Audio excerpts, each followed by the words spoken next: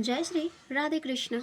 कर्मयोगर स्वरूप को वर्णना करी अर्जुन को अभिप्रेरित करी ईश्वर कहते कर्मण्येवाधिकारस्ते मा फलेषु कदाचन मा कर्म फल हेतुर्भु मा ते संगस्त्वः कर्माणि। कर्म करिबार ही तुमर अधिकार अच्छी, कर्म फल उपरे तुमर कौन अधिकार नहीं। तेणु तुम्हें कर्म फलर कारण हो नहीं।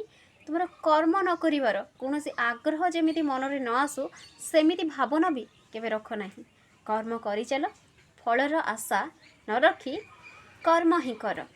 अन्य एक श्लोक रे भगवान कहउछंती योगस्थः कुरु कर्माणि संगं त्यक्त्वा धनंजय सिद्ध्यो सिद्ध्यो समाभूत्वा समत्वं योगो उच्यते।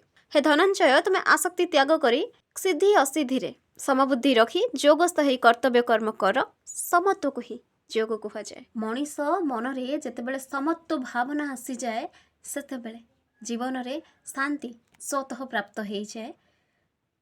ईश्वर समस्त खुशी रखंतु। जय शिव शक्ति, जय जगन्नाथ।